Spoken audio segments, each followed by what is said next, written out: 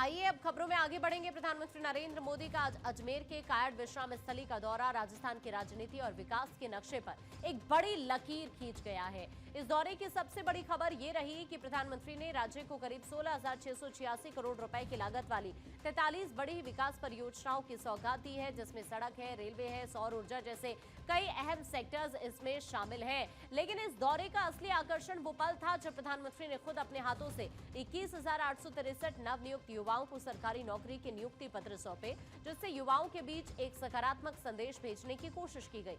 इसके साथ ही स्वास्थ्य के क्षेत्र में क्रांतिकारी कदम उठाते हुए प्रधानमंत्री ने अजमेर की धरती से ही देशव्यापी एचपीवी वैक्सीनेशन अभियान का शंखनाद किया, जिसका लक्ष्य किशोरियों को सर्वाइकल कैंसर जैसी जानलेवा बीमारी से बचाना है। अब देखिए, आज जो प्रधानमंत्री की तरफ से अजमेर को सौगात दी गई है, एक नजर जल्दी से उस पर भी डाल लेते हैं। यहां पर 16,686 करोड़ की 43 विकास परियोजनाओं का लोकार्पण और शिलान्यास किया गया। प्रधानमंत्री मोदी की तरफ से 21,863 युवाओं को मौके पर सरकारी नियुक्ति पत्र भी सौंपे गए। देशव्यापी एचपीवी वैक्सीनेशन अभियान की शुरुआत की गई। साथ ही बांदीकुई जयपुर एक्सप्रेसवे और नई सड़कों के जाल से अब सफर यहां पर लोगों का आसान हो जाएगा। राजस्थान में सोलर और अक्षय ऊर्जा के बड़े प्रोजेक्ट्स को हरी झंडी दिखाई गई है। अजमेर और आसपास के रेलवे स्टेशनों का कायाकल्प किया जाएगा। साथ ही नई रेल लाइनों का काम भी यहां पर शुरू होगा। साथियों, आज वीरांगनाओं की इस धरती से मुझे देश भर की बेटियों के लिए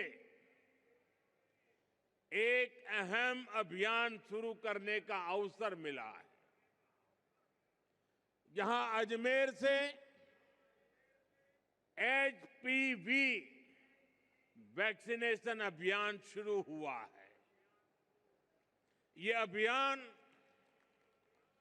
देश की नारी शक्ति को सशक्त करने की दिशा में अहम कदम है। साथियों, हम सब जानते हैं कि परिवार में जब मां बीमार होती है तो घर बिखर सा जाता है। अगर मां स्वस्थ है तो परिवार हर संकट का सामना करने में सक्षम रहता है। इसी भाव से भाजपा सरकार ने महिलाओं को संबल देने वाली अनेक योजनाएं चलाई है। प्रधानमंत्री का फोकस साफ तौर पर 3 वर्ग यानी युवा, महिला और बुनियादी ढांचा पर टिका नजर आता है। 21,000 से ज्यादा नौकरियां बांटकर उन्होंने विपक्ष के बेरोजगारी वाले नैरेटिव को सीधे तौर पर चुनौती दी है। कैंसर वैक्सीन की शुरुआत करके उन्होंने महिला सुरक्षा और स्वास्थ्य को अपनी प्राथमिकता बताया, जो साइलेंट वोटर्स को साधने का एक बड़ा जरिया जरूर बन सकता है। साथियों, आज राजस्थान में 1.25 लाख से अधिक परिवार इस योजना से जुड़ चुके हैं और इस योजना की वजह से कई घरों का बिजली बिल लगभग 0 आ रहा है। यानी खर्च कम हुआ है, बचत ज्यादा हुई है। साथियों, विकसित राजस्थान से विकसित भारत के मंत्र पर हम लगातार काम कर रहे हैं। आज जिन योजनाओं पर काम शुरू हुआ है वो विकसित राजस्थान की नींव को और अधिक मजबूत करेंगे। जब राजस्थान विकसित होगा तो यहां के हर परिवार का जीवन समृद्ध होगा। योजनाओं की सौगातों के बीच प्रधानमंत्री ने अपने संबोधन में मोदी ने न सिर्फ विकास की बातें की बल्कि कांग्रेस पर अब तक का सबसे तीखा हमला भी प्रधानमंत्री मोदी की तरफ से यहां पर बोला गया और उसे एमएमसी यानी मुस्लिम लीग माओवादी कांग्रेस का नया नाम प्रधानमंत्री मोदी की तरफ से दिया गया, जिससे आने वाले समय में प्रदेश की सियासत अब और गरमाने के पूरे आसार हैं। दुनिया भर के मेहमानों के सामने कांग्रेस ने देश को बदनाम करने की कोशिश की। इन्होंने विदेशी मेहमानों के सामने देश को बेइज्जत करने के लिए पूरा ड्रामा किया। साथियों, कांग्रेस पूरे देश में लगातार हार रही है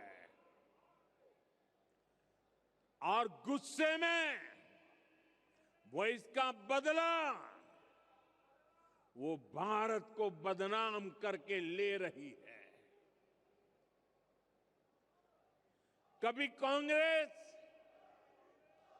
आईएनसी यानी इंडियन नेशनल कांग्रेस थी, लेकिन अब आईएनसी नहीं बची है, इंडियन नेशनल कांग्रेस नहीं बची है। आज वो आईएनसी के बजाय एमएमसी बन गई है। एमएमसी यानी मुस्लिम लीगी माओवादी कांग्रेस हो चुकी है। राजनीतिक रूप से देखें तो एमएमसी वाला बयान ये साफ करता है कि बीजेपी अब कांग्रेस को सिर्फ एक विपक्षी दल के रूप में नहीं बल्कि एक कट्टरपंथी विचारधारा के रूप में पेश करने की रणनीति पर चल रही है।